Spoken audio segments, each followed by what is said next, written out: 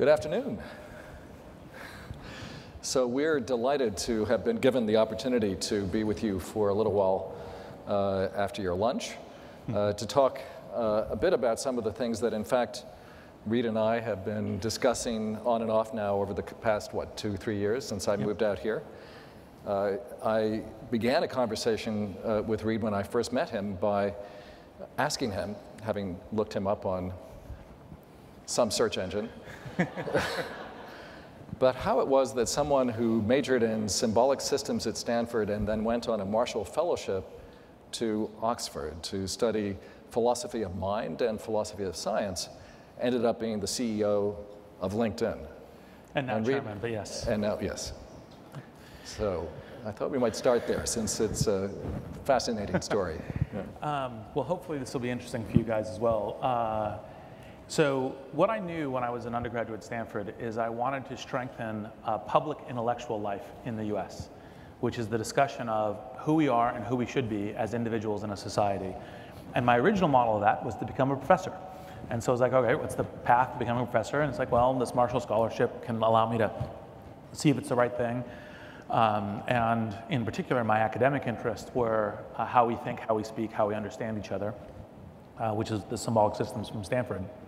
And so I went over to Oxford, and what I discovered was intrinsic to my interest was how do you affect essentially the evolution of humanity at scale, which is how do you have impact on millions and hundreds of millions of people. And you know, I kind of went, all right, I'm not sure that being a professor will actually enable that. And because I'd gone to Stanford, I was aware of software entrepreneurship. And I basically said, well, actually, in fact, you can build interesting pieces of software that have to do with how people identify themselves, how they identify their relationship with other people, how they navigate their life, their work, their personal life, et cetera. And so if I can go build software that's useful to that, that could also elevate what's going on with humanity.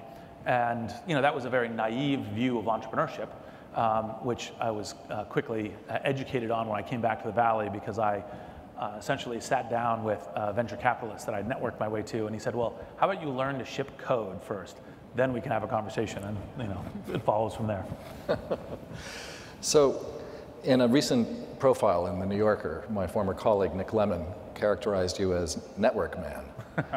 And there's a lot of work these days in sociology around networks and a lot of thinking about networks. But in the university, and I want to segue now to the issues that you're all working in and thinking about, we're increasingly aware of how the university itself is networked, both internally and externally.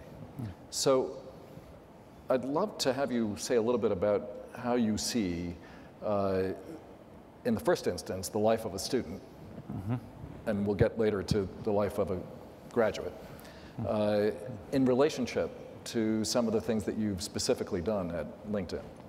So one of the things that I think that it's important to look at is we've actually have moved on from the information age to the network age. And part of what characterizes the information age, you go find information, that information gives you the differential advantage, whether or not you're an individual, a student, or an organization.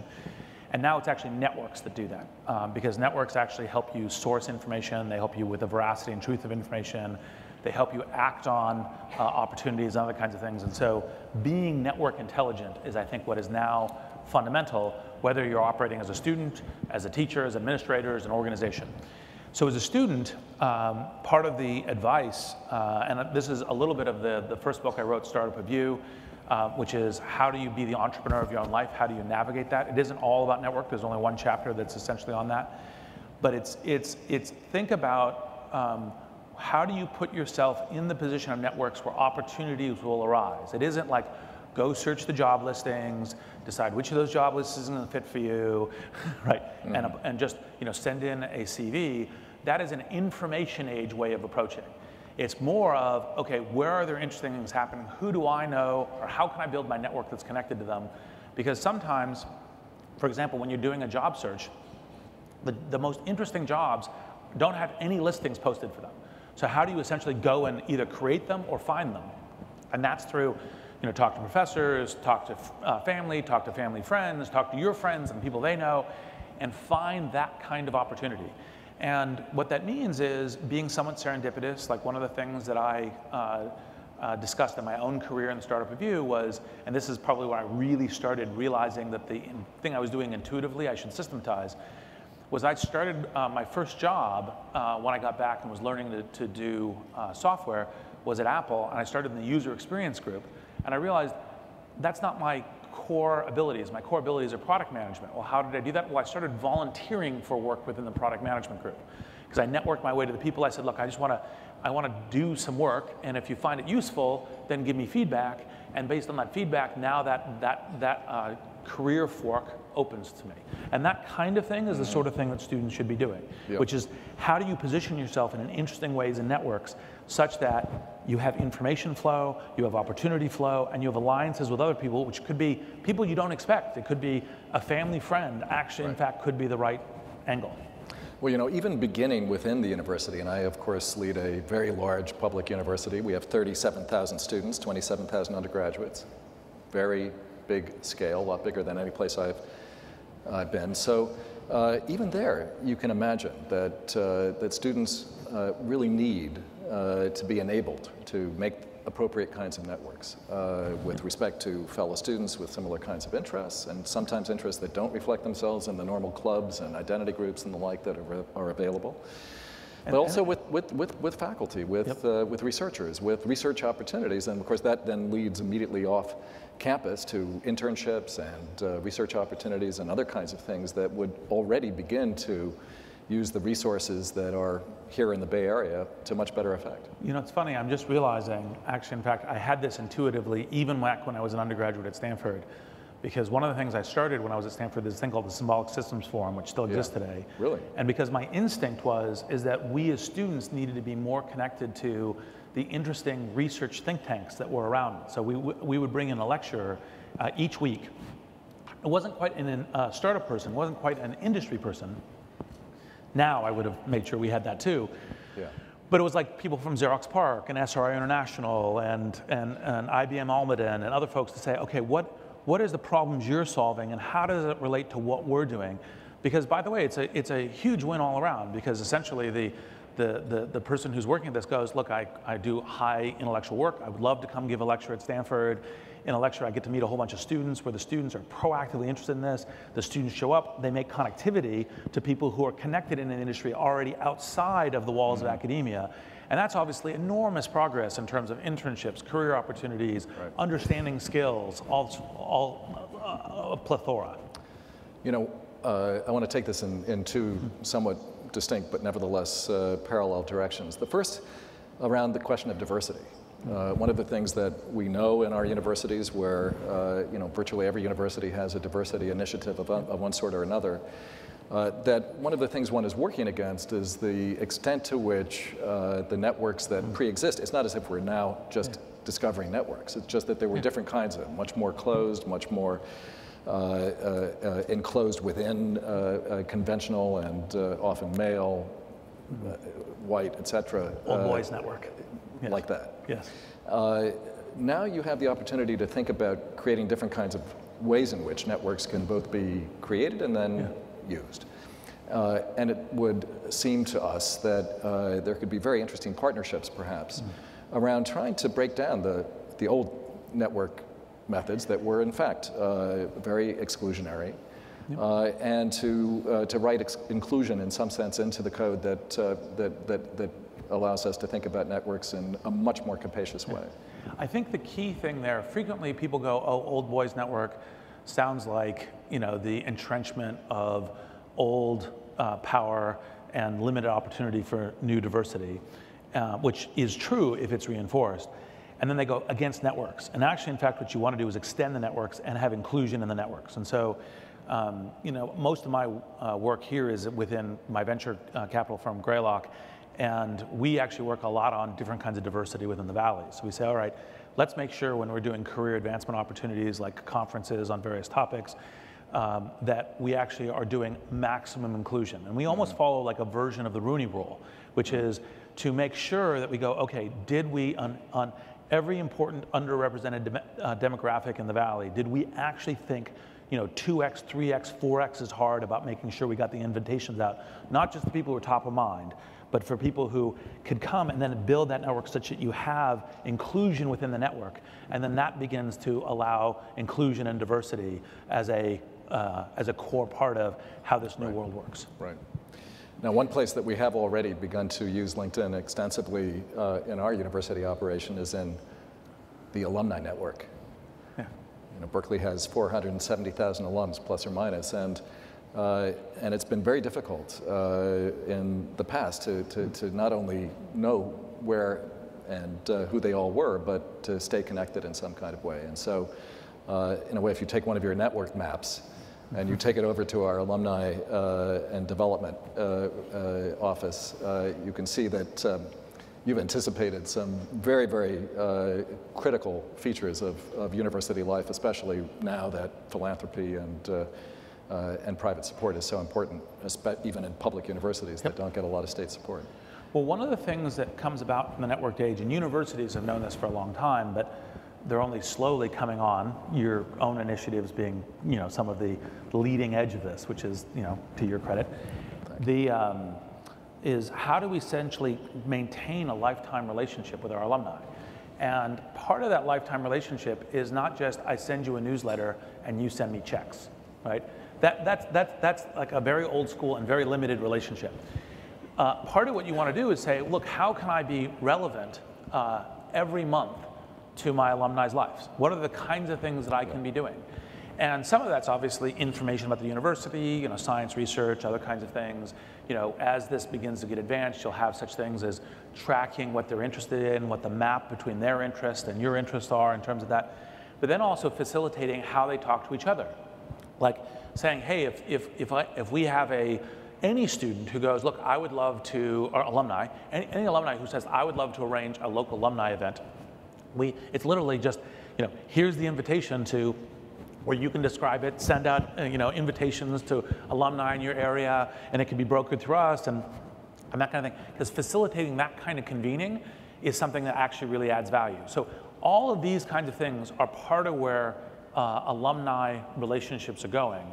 And part of the key thing is to think about this is in a lifetime relationship, obviously, when a student graduates from your school, it's been enormously shaping for them, and it's something that usually generates an enormous well of love and respect.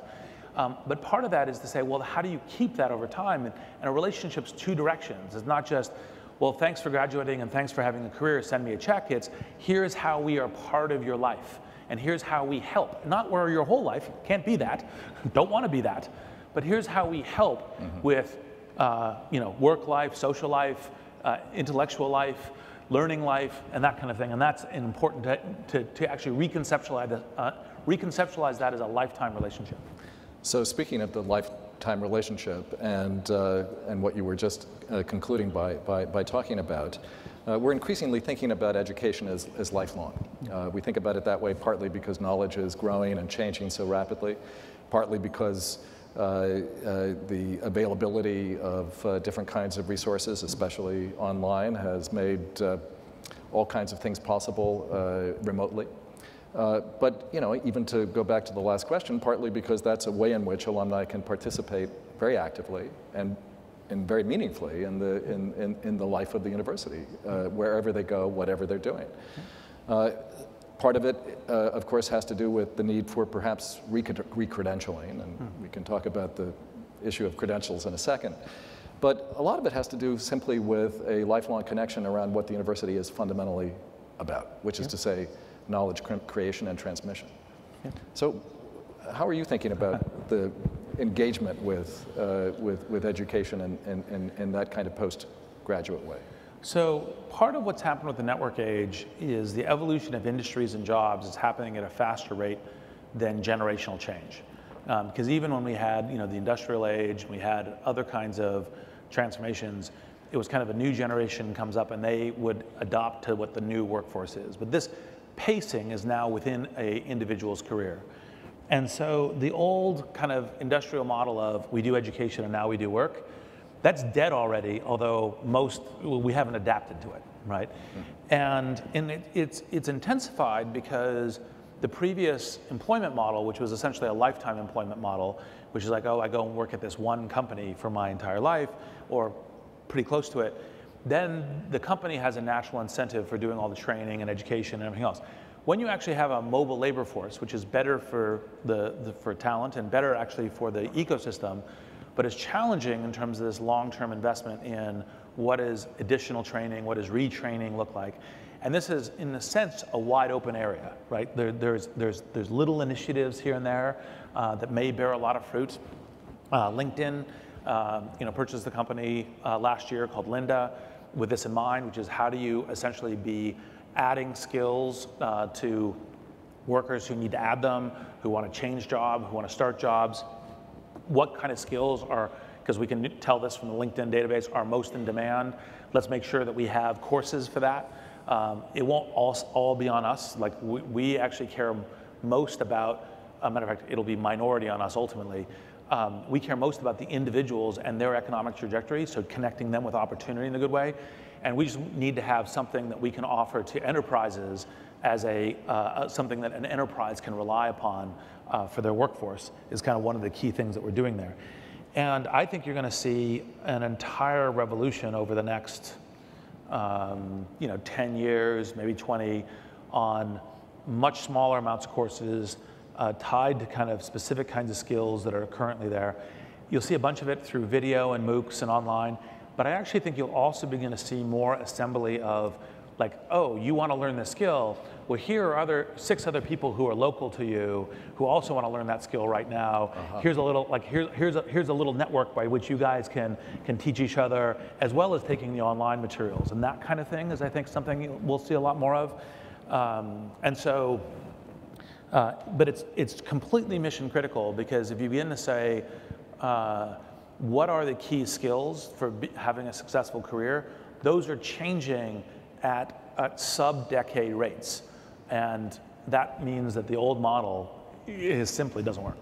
Yeah, we know that the average trajectory is no longer the single career and the single firm and so on and so forth. I think their estimates 6, 7 different kinds of careers on average across most people's lifetimes. But in a way, that's an average of where we are right at the moment. And we're talking about careers themselves that are transforming both the world and themselves. Yep. And in order for that to be something that we engage meaningfully, productively, and ultimately, in the appropriate way for universities, colleges to do so, it means figuring out how to think about education at not only across the lifespan, yes, but in very different kinds of formats. Yes. I'm struck by what you're saying about, you can create local networks. So you could actually do this in a way in the virtual space, but nevertheless create opportunities for small groups of people to get together. So it's not entirely without a residential component, although, exactly. Yeah. But let me ask you about credentials, because this is something that we're all, of course, concerned about. And the great debates, some of the great debates in online have been about, how you get a credential, what does that credential mean? And we have seen, for example, here, somebody like Sebastian Thrum, take the idea of Udacity and artificial intelligence courses and then move into the nano degree, which is much more about, some of the kinds of things you've just been talking about. But where do you see the credential? So I think apologies for this, I think the world will be a lot better off when the primary credential is no longer just a bachelor's degree. It's a great credential. I'm happy, recipient of one. I came here to speak because I actually, in fact, think that our university system, what we're doing, is critical to the future of youth and the country and everything else, so it's important. However, when you begin to look at this, a bachelor's degree tells you actually very little information. It says, you were accepted to this institution, you got this particular degree, maybe with a little notation, at this year, right? That actually does not tell you very much about, in this modern, panoply of different kinds of jobs and different kinds of things, what you're actually, in fact, a good fit for. And so I think that part of what happens when you get to the networked age is it's much easier to actually see a much more detailed set of kind of like what are certifications about what my skills are in ways that actually in fact could be far better for matching, talent with opportunity, with people going, okay, that's something I want, and that's a talent that I want. And imagine it this way, like for example, if your coursework was broken up into, well, what kinds of skills does a person actually have about statistics, or what kind of skills do they have with CS, or what kinds of writing skills do they have, or how well do they rank within the ability of doing dispository essays and these sorts of things. And that was actually, in fact, the skill list that was part of even what came out of a bachelor's degree. That would actually, in fact, ultimately in a platform be a much better connector to, okay, which kinds of opportunities and where should an employer and where should a job seeker actually connect and talk about particular opportunities. And that, of course, isn't just the bachelor's time, that's also the lifelong part, where you begin to think, like Sebastian and what he's doing with nano degrees is like say, okay, let's shrink it to this skill, this skill, this skill, this skill, let's do that. And I think that that's going to be, I wrote an essay that's on LinkedIn called Disrupting the Diploma, and it's basically that the diploma will actually, in fact, be a, historically sheepskin, but will actually, in fact, be a much more detailed information base that can actually empower both employers searching for people and people figuring out which opportunities and applying for those opportunities successfully is what I think the future of the diploma will be. The only real question in my mind is when, right? It's not really if, but when. Yeah. So we hear a lot of talk about disruption, and Yep. it's extremely provocative in an audience like this to think about disruption to that extent and Yep. at that level. But one of the things that has happened in the conversation about online educational possibilities is that the more in this world, it goes back a little bit to what I was just saying, but the more in this current age things are available online, the more we actually want to be here. San Francisco helps, but it's actually you're here because you want to see each other. Yeah. So, part of that gets cut into by the way in which you're talking about networks, but part of what colleges and universities have beyond the diploma is the experiences that accumulate before you get that diploma that is about being there, right? Yes. And so in a futurist kind of modality, and you're thinking about 10, 15, 20 years, and I think you're absolutely right, we're going to see changes we can't quite wrap our heads around right now. Where do you see the traditional residential college and university, and how might it continue? Your classic wide-eyed Silicon Valley view will tend to go to, all universities will be in VR. There's a book called Ready Player One, which, is worthwhile taking a quick gander at, which is this thing called the Oasis, which is all essentially education happens in VR. Because look, it's social and it's controllable and has a whole bunch of technological abilities. There certainly will be those applications. We, as social creatures, right, as Aristotle, citizens of the polis. Actually, in fact, I think the majority of us like to live and work in social circumstances of some format. That's one of the reasons I was referring to networks as kind of the key thing that actually, in fact, is part of the amplification, not just MOOCs when you think about lifelong, but other kinds of ways of bringing people together. And I think residential, like for example, most effective work still tends to be co-located. There is good distributed work, but most effective work also tends to be co-located. And so I tend to think that there will be very important residential. There's everything from kind of how you learn socialization, how you learn emotionally, what kinds of things are important to you. I'm unclear whether or not VR will ever be good enough to do that. That's my technological brethren go, heretic? Of course it will be. Maybe, right? It's just not certain. It's an unknown question. And so I think that there is very likely to maintain some important residential characteristics. However, when you begin to think about what kinds of other things are important, so for example, inclusion, when you think about possibly connections to industry or modern jobs, when you think about lifelong, when you think about all of these things, the rigid centrality that is currently around residential seems unlikely to preserve, right? It's not to say that there isn't going to be residential, but everything is primary around residential, and oh yeah, we do this other stuff too. It may become much more blended between it, right? Where it's like, okay, you have to be here as a freshman, right? Because that's important, but then after that, it actually begins to get much more distributed, possibly. I mean, this is looking through a glass darkly at the future. Yeah, no, sure, and it's interesting to think about. I mean, one can easily imagine a very different kind of notion of the university community. Already, architects and planners are drawing new campuses that don't have the traditional kind of enclosure, and they're much more not only about permeability between the campus and outside. It's actually about permeability between study spaces, workspaces, living spaces, consumer spaces and the like, and they're all being mixed and matched and blended together in a way that reflects, I think, a different kind of way of thinking about how we live our lives. But of course, they are also thinking about how we live our lives socially.